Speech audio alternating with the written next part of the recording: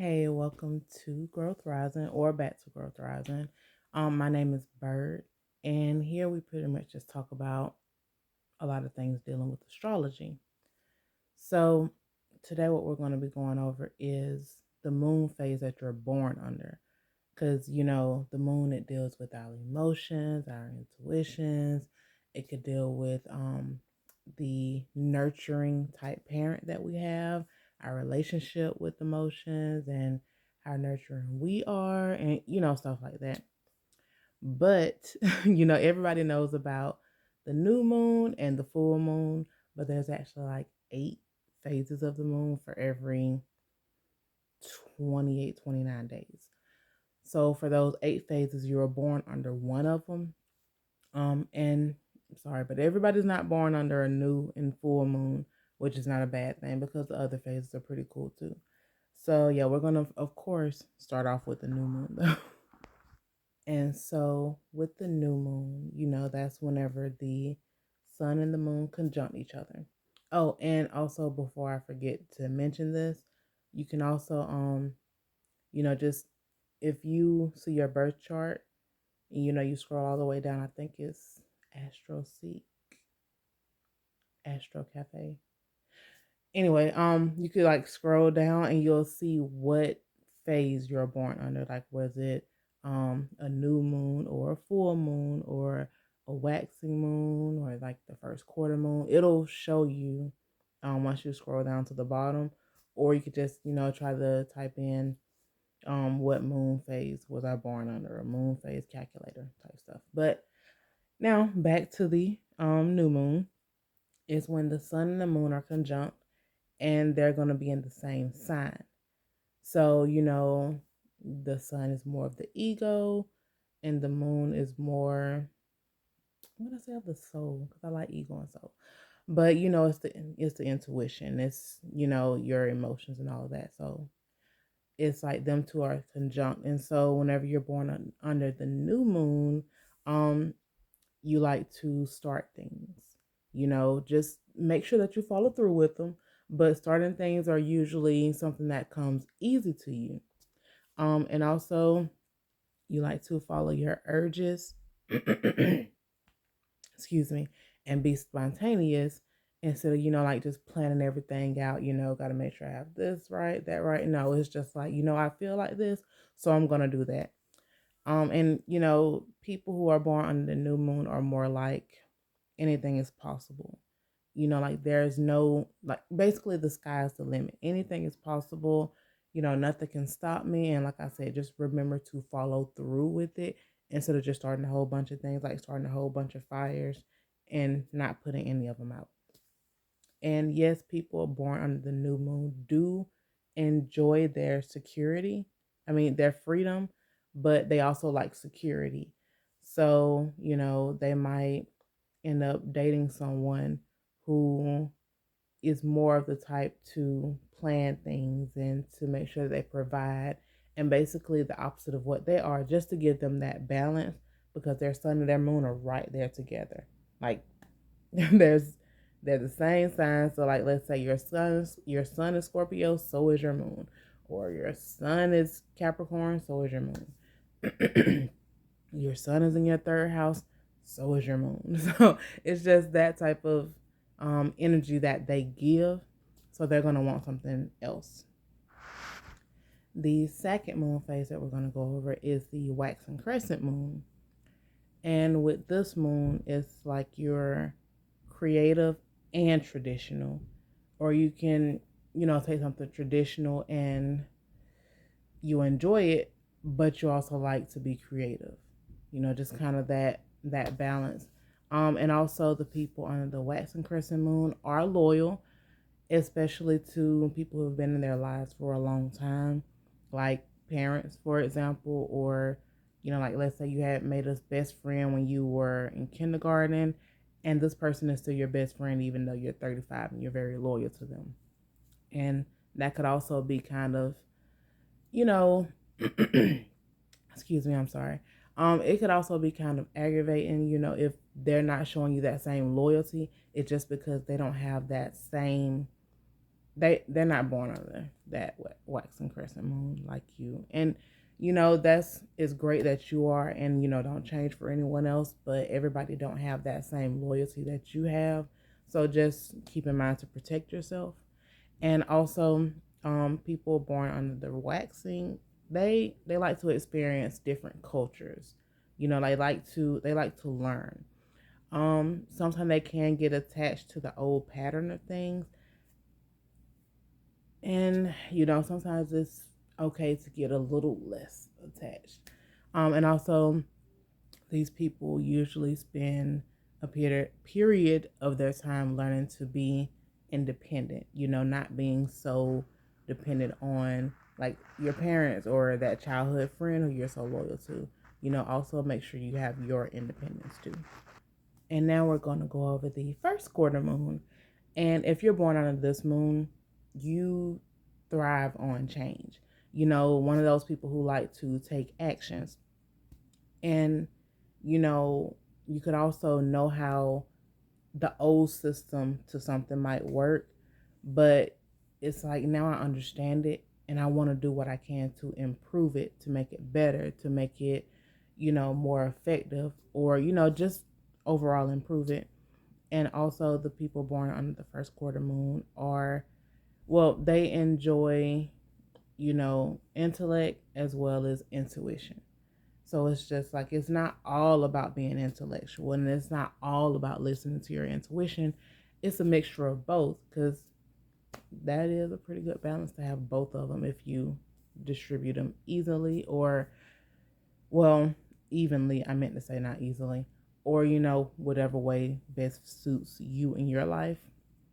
And first quarters do think first. So I remember, like with the new moon, they're quick to just do. First quarters are like, let me think for a second.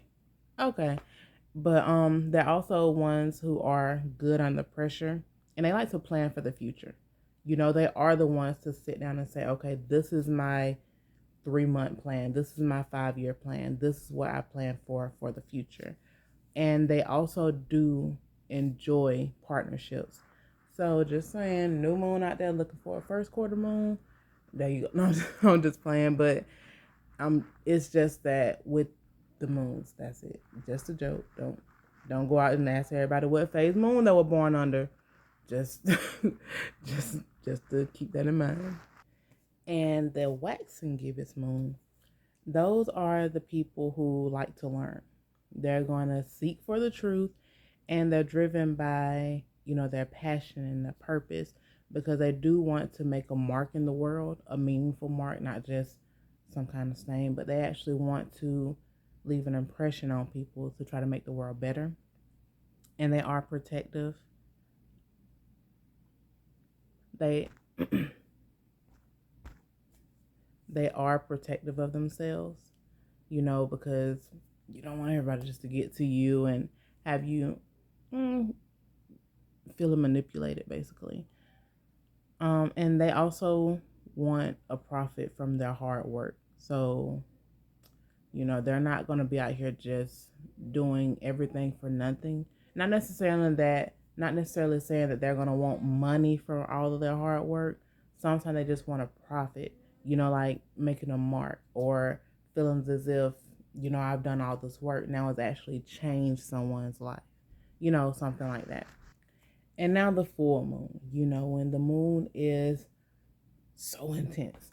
If you're born under the full moon, you know, your sun and your moon are going to be opposite signs or polarities. Because, like, if your sun is in Capricorn, your moon is in Cancer. Your sun is in Scorpio, your moon is in Taurus. That's just how the full moons work. And, you know, the light of the sun is shining onto the moon, and you know how the full moon works. So if you're born under the full moon, you can be impulsive, natural providers, and sometimes people might say that you give off like a parental vibe. You know, like in your friend group, you might be the one trying to parent everyone, or maybe not trying to, but sometimes you can come off as if you're giving parental advice. Um, Full moon can stay can stay calm under pressure, but if you're born on the full moon, you can be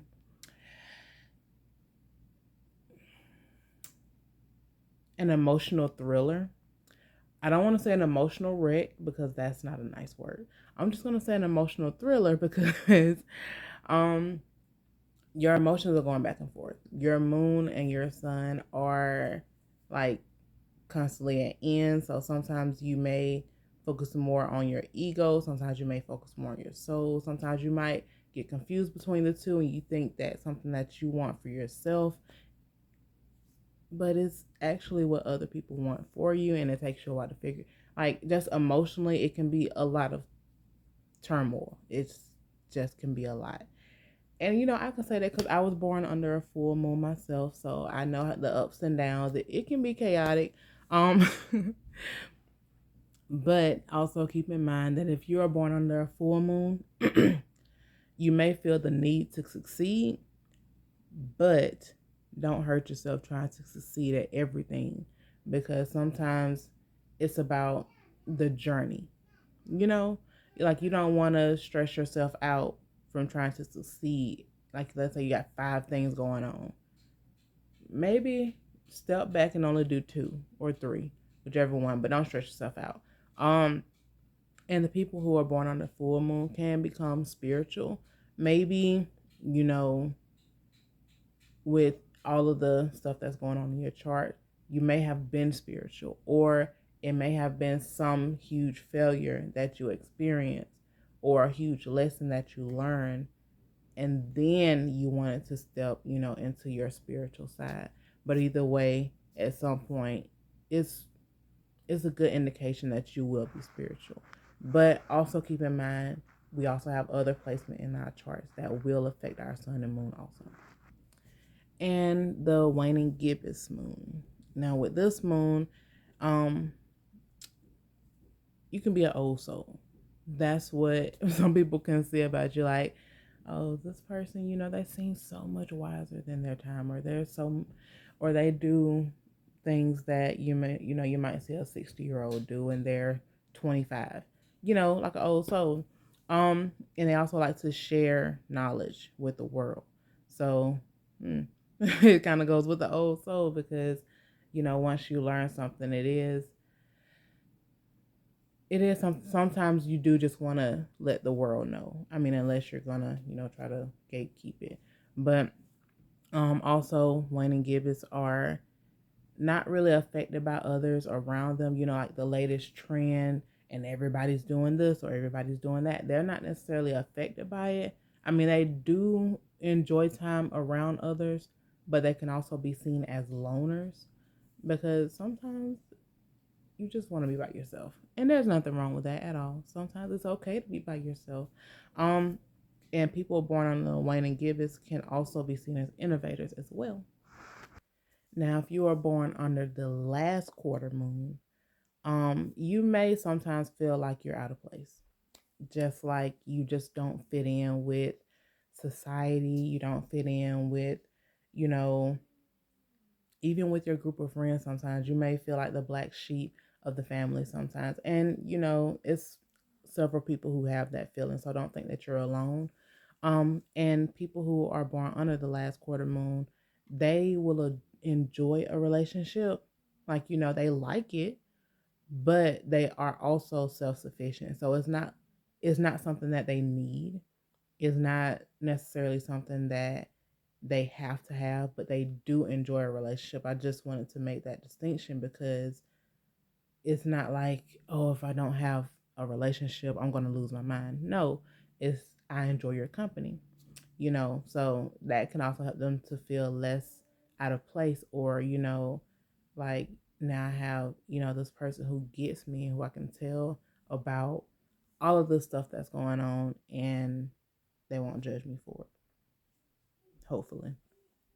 People born on the last quarter moon can be very artistic, and also remember, patience is a virtue. Just saying, last quarter moons. Oh, and last quarter moons also will benefit from developing a relationship with their intuitive selves. So, you know, just a little advice, just saying. Now, if you are born under the waning crescent moon, you could sometimes be called very sensitive, but that's okay. A lot of people do. But you can be seen as very sensitive or intuitive. And also people born under this moon are sometimes like otherworldly, as in it makes seem as if they've lived multiple lives. So it's like you might just be very cultured. I guess that's the best way to put it. And people born under this moon will also enjoy physical activities, you know, and they'll also enjoy like food and fashion and art. But you may have to push yourself to do this stuff. But once you actually get to the point of where you're doing it, like your soul will enjoy it. You know, it would enjoy this physical activity, you know, getting out and about, doing something with your body. Um, and also under the waning crescent moon, you may find yourself to be someone who really enjoys deep conversations. You know, like let's dive beneath the surface or below the surface. Let's just dive deep.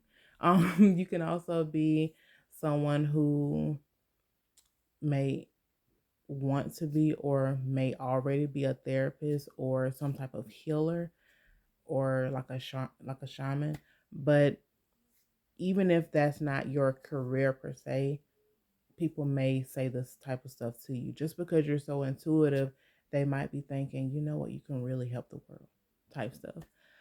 But yeah, so that was the 8 phases of the moon. What phase of the moon were you born under? And also, you know, I just wanted to say you can also find me on Instagram and on TikTok at, you know, Growth Rising. Very simple. But I hope that you enjoyed the video. And, you know, you can leave a like or a comment, whichever one or both. I won't be mad. But you have a good one. Bye.